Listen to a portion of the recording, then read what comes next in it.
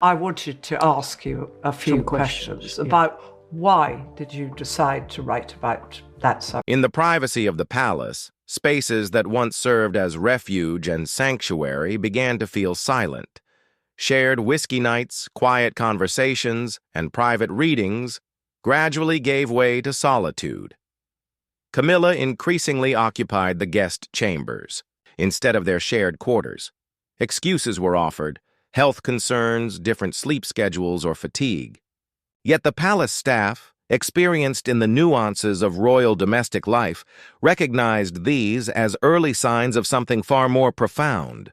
The cracks were forming quietly, invisible to the outside world, yet impossible to ignore for those within. And like any slow-moving storm, the tension grew with each passing day, preparing for a revelation that would shake Buckingham Palace to its core.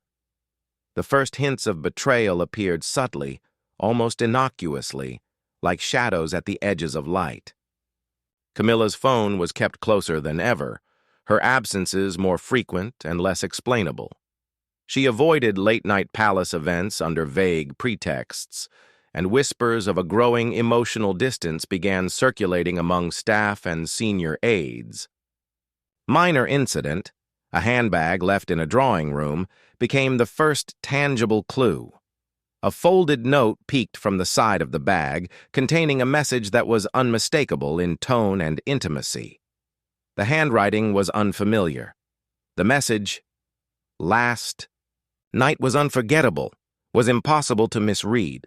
Trained to overlook minor indiscretions, the staffer returned the bag silently, but the rumor had already begun its quiet journey through the palace hierarchy.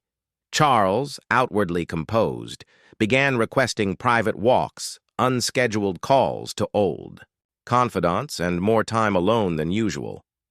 He had started noticing patterns, subtle alignments of Camilla's schedule with the presence of someone unfamiliar. What initially seemed like coincidence gradually hardened into suspicion, a shadow that would not dissipate no matter how tightly palace protocols were enforced. The man at the center of the unfolding drama was never intended to be publicly named. A polished, well-dressed figure in his early 50s, educated abroad and confident in high society circles, he moved with ease through the palace, his presence extending beyond official duties. Officially, he was connected to one of Charles's environmental initiatives, tasked with diplomatic receptions and foreign partnerships. Yet his appearances alongside Camilla began to arouse concern. At horse racing charity events, private dinners, and palace receptions, Camilla's attention seemed drawn to him. Her laughter carried a depth not observed in years. Her smiles were brighter, more animated. The man's subtle gestures, a hand offered when she exited a car, a guiding presence at her side, were designed to be innocuous, yet carried an intimacy that did not escape Charles's notice. Aides began whispering his name cautiously, aware of the delicate situation. His schedule coincided with hers on several key occasions, and he appeared in private venues that were previously off-limits to outsiders. The palace was now navigating uncharted territory, balancing decorum with suspicion, tradition with emerging evidence. Charles' attention to detail heightened. He instructed discreet reviews of palace CCTV and examined Camilla's calendar with unprecedented scrutiny. Patterns emerged, meetings rescheduled at the last minute, unexplained absences, and coinciding appearances of the stranger. The evidence was circumstantial yet compelling. Staff and aides, usually reticent, began sharing observations with increasing frequency. Minor infractions, unusual timings, and small gestures, previously overlooked, now painted a picture of emotional distance and potential betrayal. Charles, for the first time, felt the full weight of vulnerability, the realization that even within the palace walls, trust could be fractured. The tipping point came on a stormy night at Buckingham Palace. The air was thick with tension, and the silence of the corridors was punctuated by hurried footsteps and hushed voices. The culmination of months of observation, suspicion, and private investigation led Charles to confront the reality that had been building beneath the surface. Though the details remain unconfirmed, palace insiders describe a moment of undeniable truth, a discovery that neither protocol, tradition, nor public perception could contain. The cracks behind the crown were no longer invisible. The palace, a symbol of stability for centuries, now faces the fragility inherent in human relationships. Behind the crown, a story of trust, betrayal, and emotional complexity has quietly unfolded, threatening not only a marriage but the perception of monarchy itself. As whispers circulate and secrets linger, the world watches with fascination. History will remember this as a tale of power, love, and vulnerability, reminding us that even in gilded halls, the human heart remains unpredictable, fragile, and ultimately untamed. As days passed, the palace corridors whispered more secrets. Small inconsistencies became glaring patterns. Staff began noticing Camilla's private meetings growing longer, sometimes in rooms previously off-limits. Notes left in briefcases, overlooked emails, and fleeting phone calls created a web of subtle evidence that hinted at deception.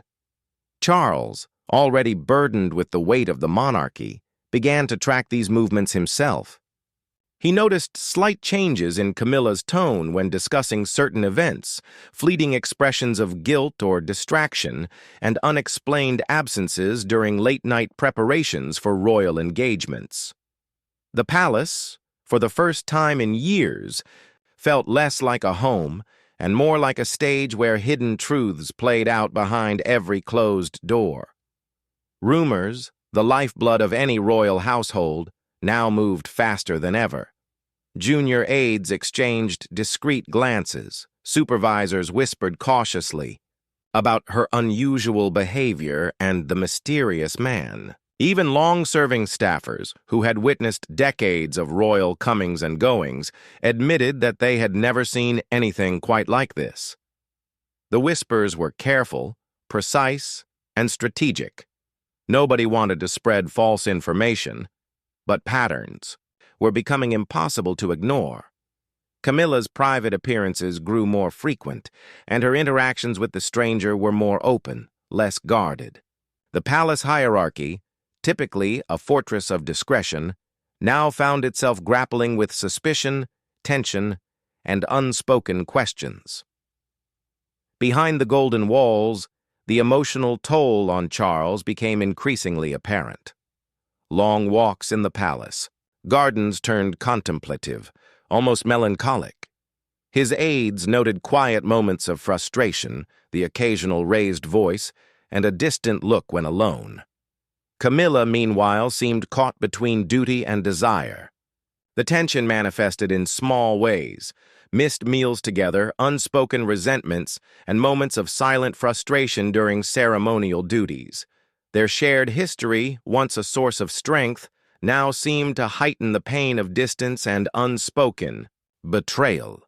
Staff observed subtle signs, hesitations, glances that lingered too long, and smiles that did not quite reach the eyes. Charles, realizing the stakes, quietly enlisted trusted aides to investigate. Nothing official, nothing public, but thorough and discreet. Palace CCTV, access logs, and schedules were meticulously reviewed. Every meeting, every unexpected absence, every unexplained phone call was scrutinized. What emerged painted a troubling picture. The stranger was more than just a presence at events. His schedule coincided repeatedly with Camilla's private engagements. Certain rooms in the palace, historically restricted, saw his quiet entry and exit at unusual hours. The palace, a symbol of order and decorum, was now a maze of secrecy, intrigue, and suspicion. The tension reached a crescendo during a formal gala at St. James's Palace. Charles noticed the ease with which Camilla moved through the event alongside the stranger, her laughter louder, her gestures more intimate. Every instinct told him something was wrong. A private aide described the moment later as the night The mask slipped. Charles excused himself under the pretense of reviewing documents, retreating to a quiet wing of the palace. In that silence, he began piecing together the subtle anomalies of weeks past: notes, schedules, unexpected meetings. For the first time, the depth of betrayal became clear, and the reality of emotional distance could no longer be ignored. Even as the palace worked quietly, the press was beginning to sense a shift. Observers noted Camilla's subtle changes in public appearances, the whispered comments from insiders, and the growing frequency of unexplained absences. The royal narrative, long controlled and polished, was starting to fracture under the weight of suspicion. Journalists, always alert for royal intrigue, picked up on the small details: the longer-than-usual smiles, the unusual attentiveness, the subtle avoidance of the king during events. While nothing was confirmed publicly, the air of uncertainty around the monarchy began to thicken, hinting at a story that might soon reach the world. The tension inside Buckingham Palace, finally, reached a point that could no longer be contained by whispers or polite excuses.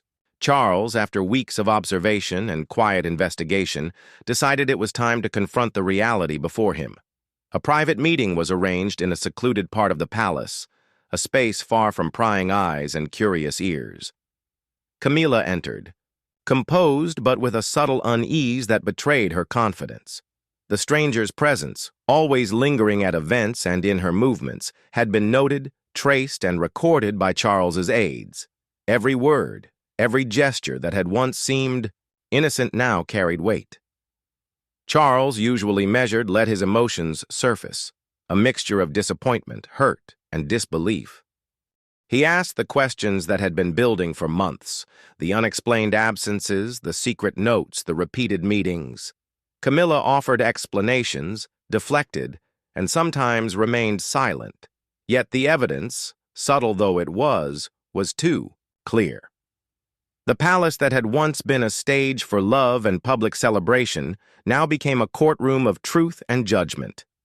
After the confrontation, the palace quickly moved to contain the situation. Security protocols were tightened, schedules adjusted, and the stranger's access to official events restricted.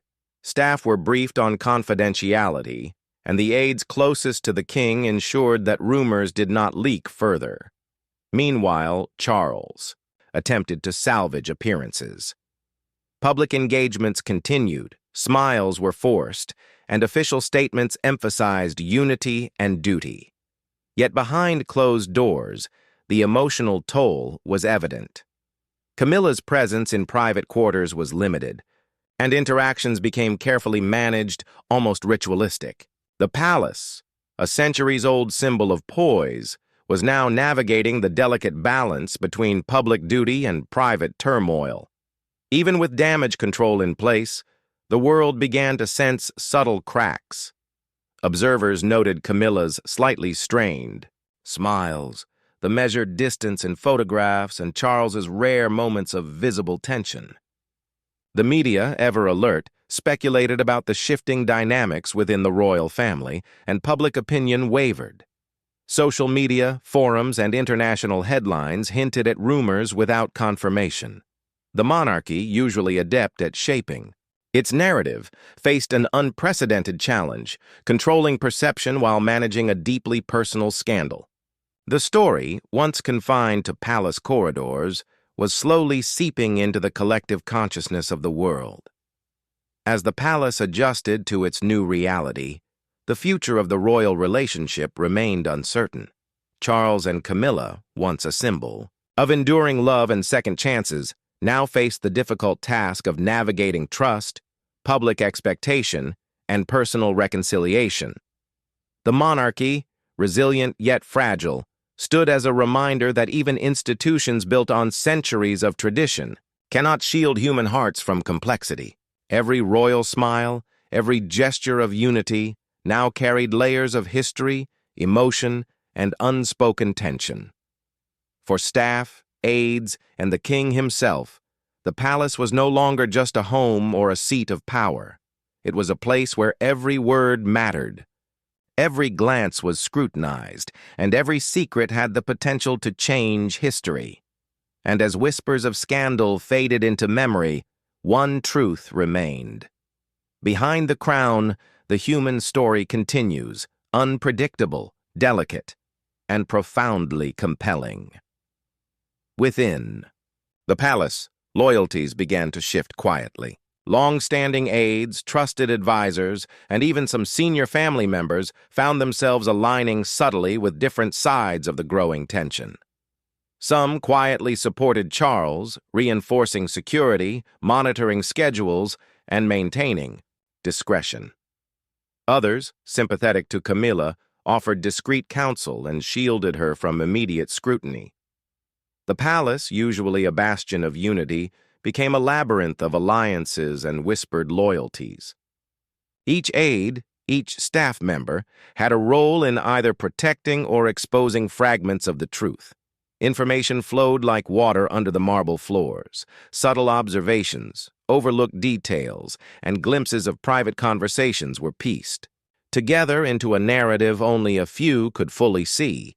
The stranger, oblivious to the internal currents, continued to navigate public events and private interactions, unaware that every move was being noticed, logged, and analyzed. His presence became a catalyst for shifting alliances, forcing the palace to reconsider its hierarchy of trust and discretion. The emotional and political weight of the scandal began to manifest in tangible ways. Charles's engagement with public duties became more rigid, his speeches rehearsed and controlled, masking the turmoil behind a veneer of tradition. Camilla's appearances, while outwardly flawless, carried subtle signs of strain, fleeting expressions of worry, measured gestures, and carefully curated interactions with the public. Within private quarters, tension was palpable. Staff observed changes in routines, from the timing of meals to the way rooms were occupied. The palace, long accustomed to the seamless execution of duties and appearances, struggled under the invisible pressure of emotional fracture. Even minor errors, once inconsequential, now carried disproportionate significance. The consequences extended beyond personal dynamics. International observers, diplomats, and royal correspondents began to detect faint signs of unrest. While nothing official was confirmed, the world sensed that Buckingham Palace, symbol of stability for centuries, was navigating an unprecedented period of internal uncertainty. In response to the growing tension, palace strategy shifted toward silence and control. Official statements emphasized continuity, unity, and duty, while aides and senior advisors maintained strict confidentiality behind the scenes. Rumors were carefully managed, and staff were instructed to avoid gossip at all costs. Charles himself adopted a deliberate calm, using public appearances to project strength and focus. Every handshake, smile, and wave was calculated to reassure both the public and international observers. Camilla, too, adhered to the same careful choreography, masking the turmoil beneath a polished exterior. Yet the silence was strategic, not genuine. Behind closed doors, discussions, debates, and subtle confrontations continued, each interaction a careful negotiation between personal emotion and institutional responsibility. The palace, a centuries-old theater of power, was now staging a performance of loyalty, secrecy, and carefully managed tension. Even with strategic silence and controlled appearances, doubts lingered. Charles found himself questioning the authenticity of past interactions, revisiting memories and gestures that once brought comfort.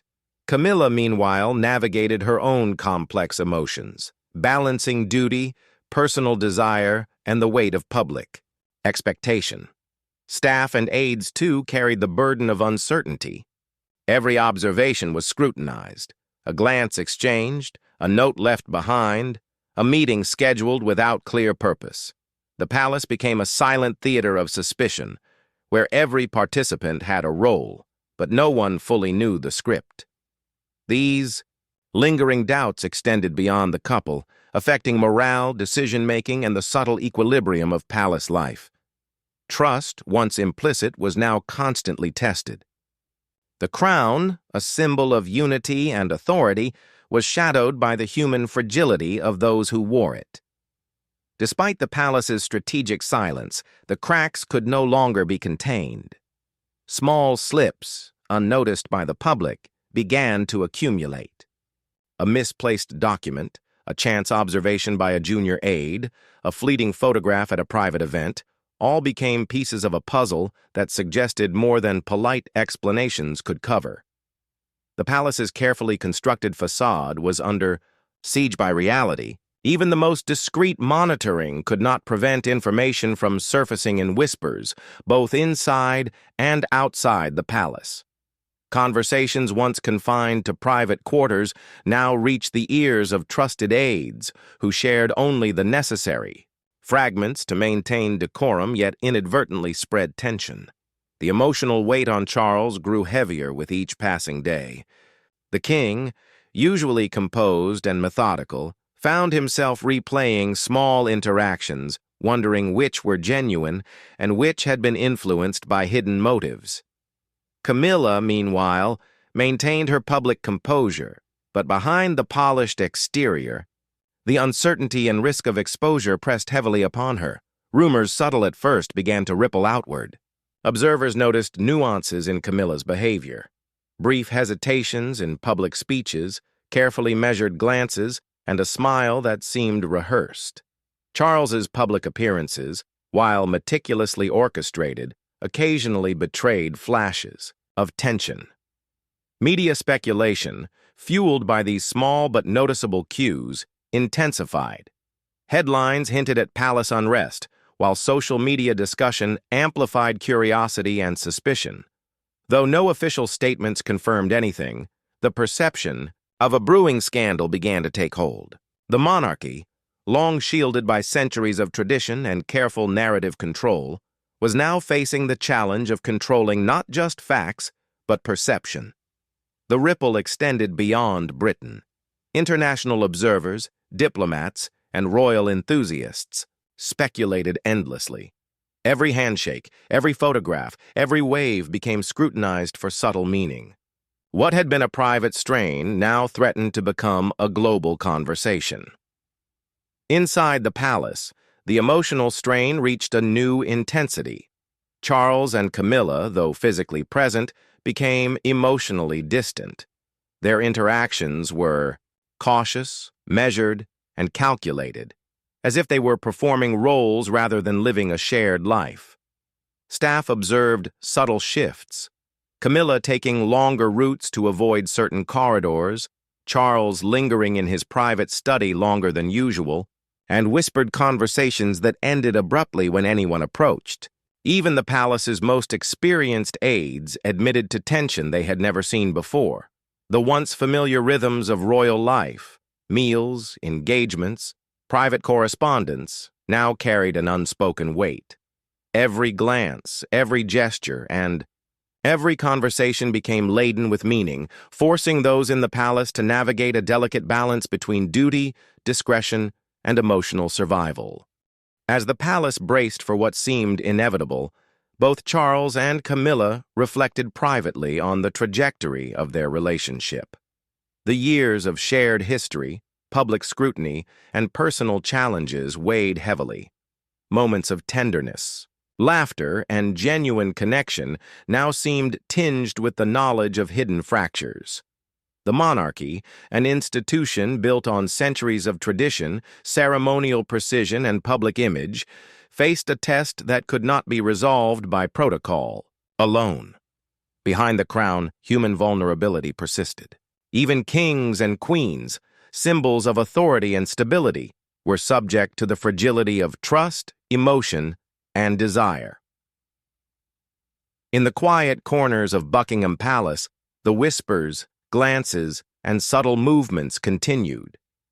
Each participant in the unfolding story, Charles, Camilla, the aides, and the mysterious stranger, navigated a complex landscape of power, secrecy, and emotion.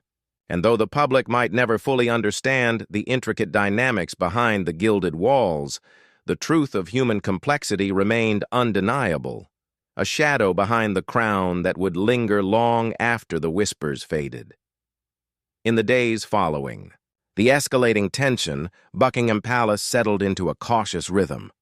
The public saw the usual waves, formal engagements, and ceremonial duties. Yet behind the gilded doors, the atmosphere was charged with silent observation. Every decision, every minor interaction carried consequences far beyond their apparent significance. Charles became increasingly guarded, consulting only a select few aides and advisors. Decisions that would normally be routine were carefully weighed, considering both public perception and private ramifications. Camilla, meanwhile, maintained her composure in public, yet private aides noticed her quieter moments of reflection and tension. The palace had entered a state of delicate equilibrium, outwardly stable, inwardly fragile. The fracture between Charles and Camilla became increasingly visible, though carefully concealed. Trust, the foundation of their renewed relationship, had been tested repeatedly, and the emotional impact was undeniable. Private conversations became more formal, smiles more measured, and physical proximity in public settings subtly reduced. Even moments of previous intimacy, shared laughter, casual glances, were replaced by carefully scripted gestures that masked the underlying uncertainty. For the staff, these changes were palpable. Long-serving aides, who had witnessed decades of royal protocol, admitted that they had rarely seen such tension linger so deeply.